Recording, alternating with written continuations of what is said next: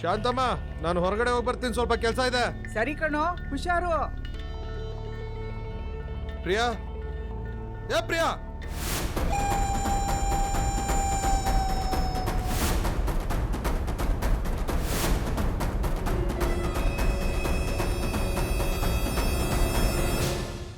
ಇದನ್ ಕಟ್ಟಿದ್ ಯಾರು? ನೀನೆ. ಇದನ್ ಕಟ್ಟಿದ್ ಯಾರು? ನೀವು. ಹಾ, ಅಂದ್ರೆ ನಾನ್ ನಿನಗೇನಾಗ್ಬೇಕು? ಗಂಡ. ಪ್ರೀತಿಯಿಂದ ಹೇಳ್ಬೇಕು. ಗಂಡ. ಗಂಡ ಆದವನು ಕೆಲ್ಸಕ್ಕೆ ಅಂತ ಹೊರಗಡೆ ಹೊರಟಾಗ ಹೆಂಡತಿ ಆದವಳು ನಗ್ನಗ್ತಾ ಎದುರುಗಡೆ ಬರಬೇಕು. ಈಗ ನೀನು ಹಾಗೆ ಮಾಡ್ತೀಯ. ಈಗ ನೀನು ನಗ್ತಾ ಬರ್ತೀಯ, ಇಲ್ಲ ಅಳ್ತಾ ಕಳಿಸ್ಕೊಡ್ಲಾ?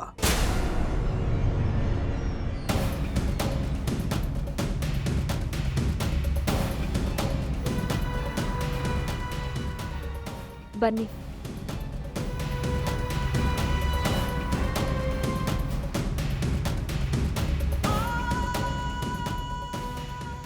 ಓಯ್, ನನ್ನ ಶ್ರೀಮತಿ ಪ್ರಿಯಾಕರನ್ನ ಮತ್ತೆ ಇವ್ರ ಅಣ್ಣನ ಚೆನ್ನಾಗಿ ನೋಡ್ಕೊಳ್ಳಿ.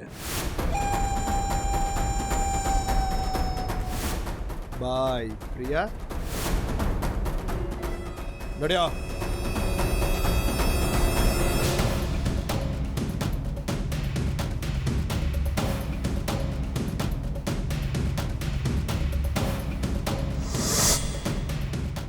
ಅಣ್ಣ, ಶಂಕರ ಹೊರಗಡೆ ಹೋಗಿದ್ದಾನೆ.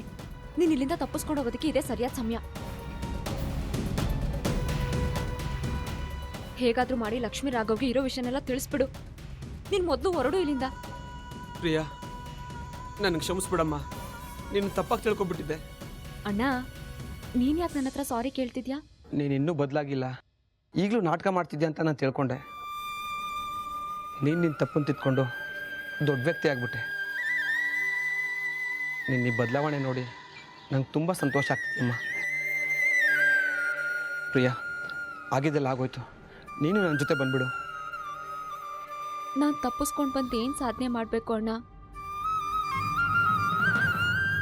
ನನ್ನ ಜೀವನ ಇಲ್ಲಿಗೆ ಮುಗ್ದೋಯ್ತು.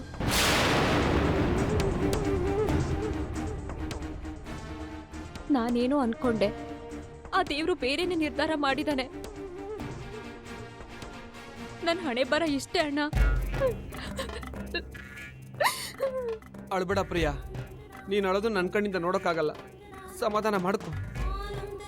ಇಷ್ಟು ದಿನ ಬೇರೆಯವ್ರ ಮುಂದೆ ನಾಟಕ ಮಾಡಿಕೊಂಡು ಮೊಸಳೆ ಕಣ್ಣೀರು ಹಾಕ್ತಿದ್ದೆ.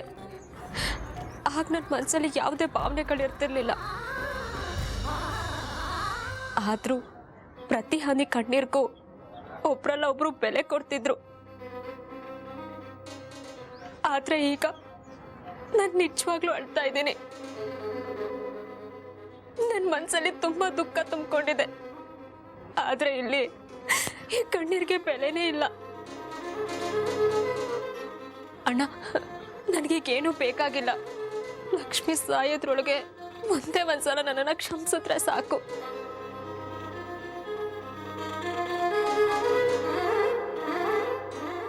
ಹೌದಮ್ಮ, ಇಷ್ಟು ದಿನ ನಾವು ನಾಟಕ ಮಾಡ್ಕೊಂಡೇ ಜೀವನ ಕಳೆದ್ಬಿಟ್ವಿ.